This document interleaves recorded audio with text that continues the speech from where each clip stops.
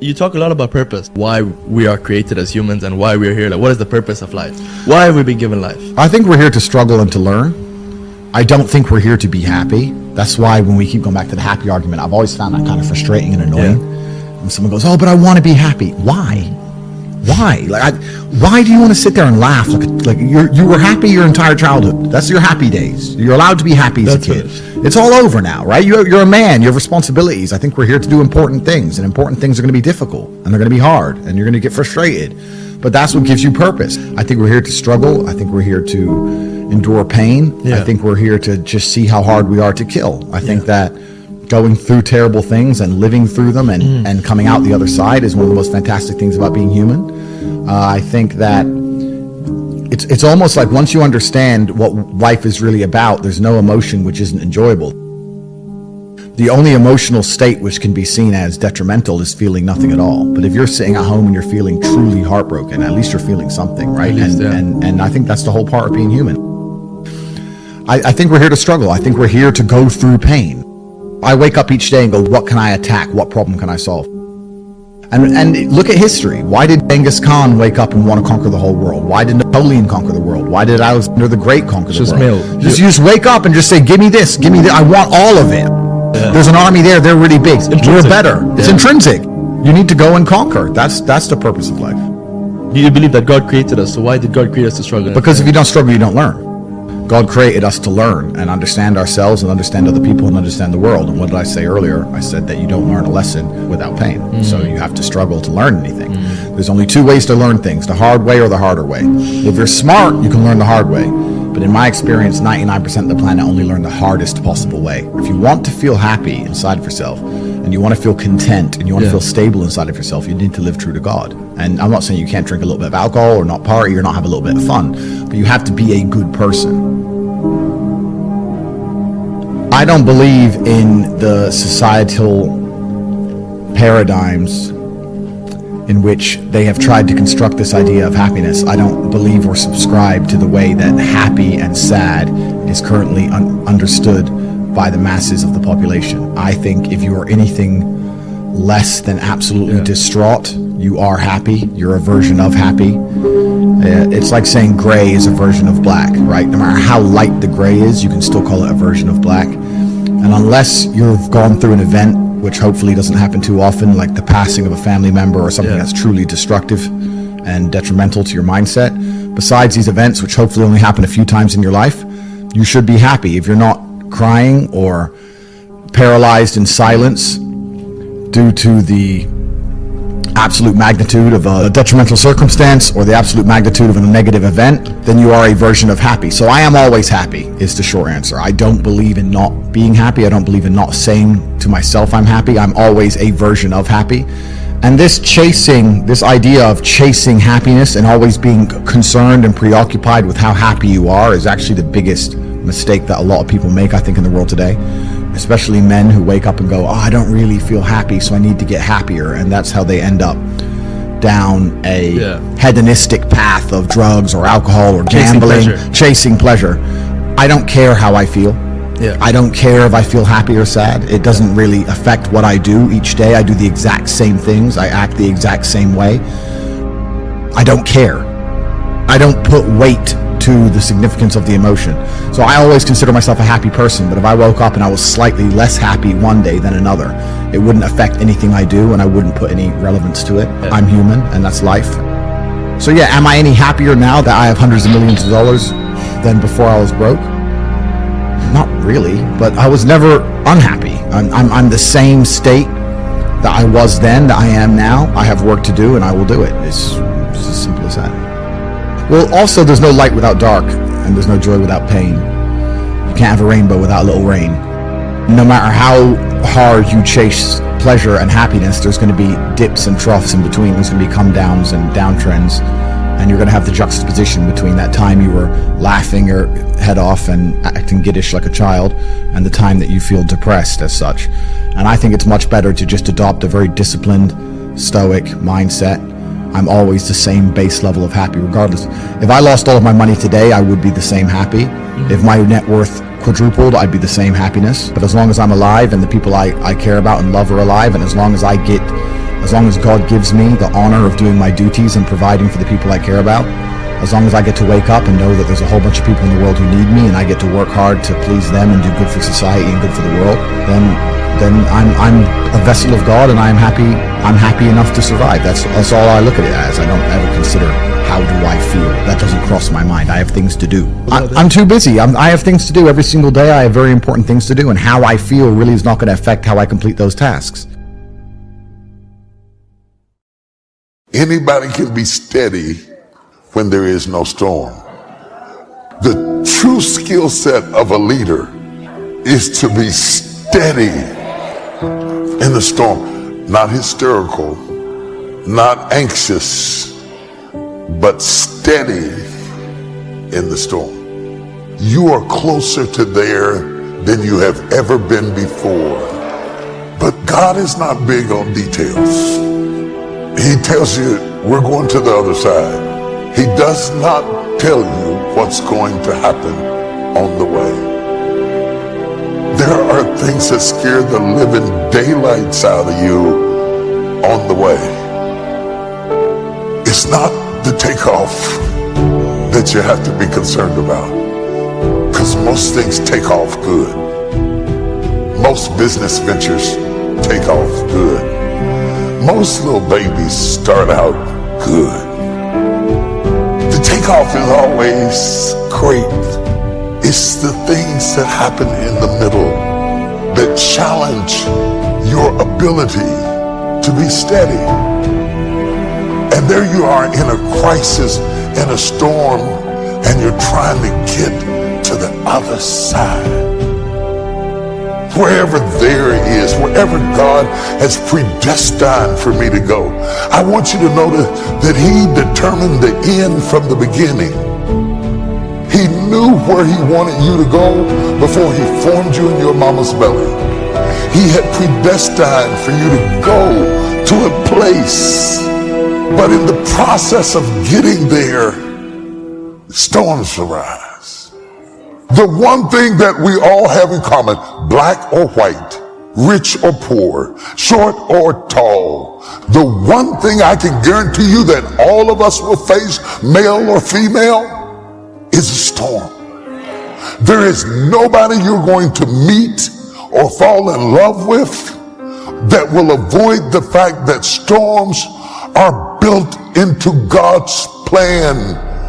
You have to know that He equipped you with a fire extinguisher and an emergency exit and an automated system that even when you can't see Him, you can hear Him, and if you will follow His voice, you will get to the other side.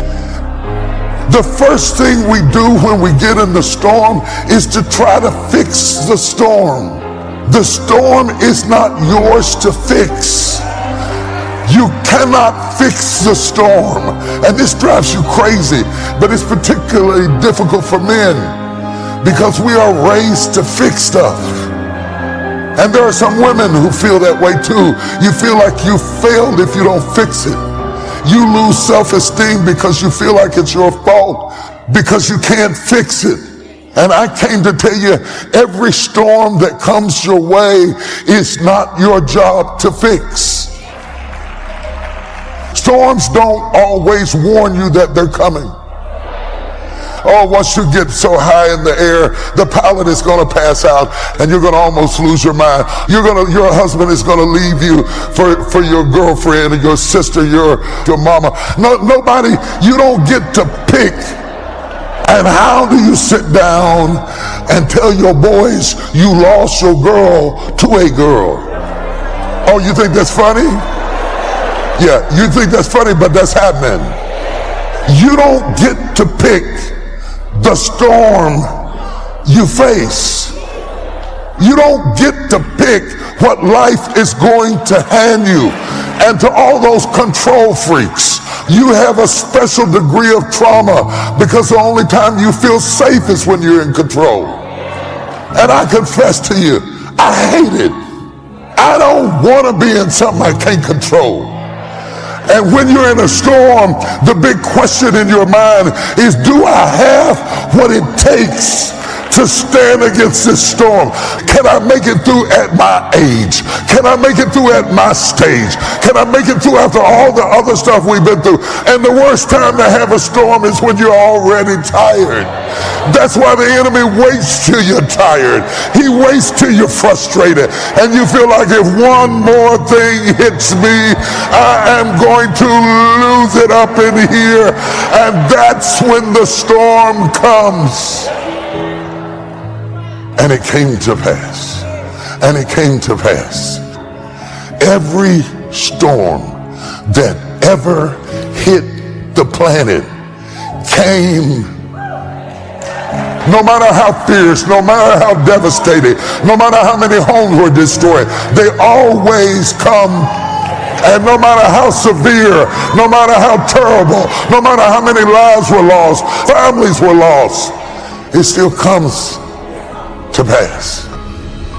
How many times in your life have you gone through something you thought you wasn't going to make it? Where are my real people at this morning? I'm never going to make it out of this. This is too much. I can't handle it. I can't take it. And half of the stuff that broke my heart and almost drove me crazy, I can't even remember. It's in my rear view mirror. But in that moment when that storm hits, can I be steady in the storm? I've had some tough storms. And I learned that what I have to do is be steady in the storms. Can I talk to you this morning? Stop wishing for other people's stuff because you don't understand all the things they have to put into it to be ready to handle it. If your perspective doesn't change, you will misunderstand that God allowed the storm to give you an experience that nobody else ever got to have. You want an uncanny anointing? Go through an uncanny storm. You want an uncanny influence? Endure an uncanny storm. You don't get this by wishing for it. You get it after you've suffered a while. There are no shortcuts to the storm. Oh, do you hear what I'm talking to you about? And this is not a time to faint. And this is not a time to give up. And this is not a time to die. No matter what happens to you, it ain't over. Ain't no such a thing as over. As long as God wakes you up, that means he ain't through with you yet. Every painful time, it's developing something in you that can only be developed in the tough times. When you get into a tight spot and everything goes against you, never give up then, for that is just the place and time that the tide will turn. Now you have to receive this by faith and say, God, I believe what you promised, that a turnaround is coming. Hang on. Winters don't last forever.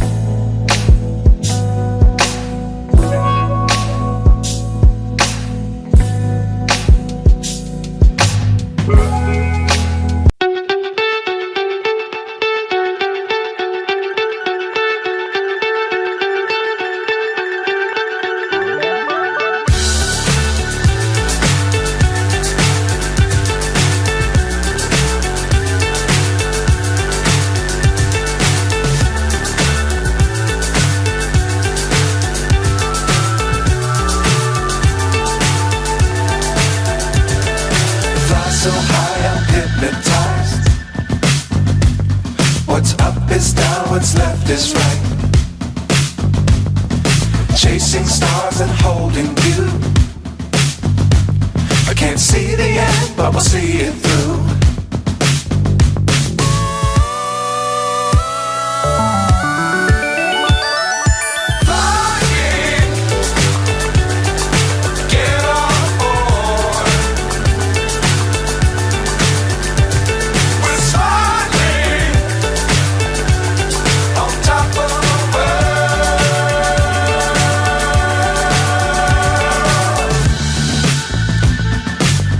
Times don't fly too high.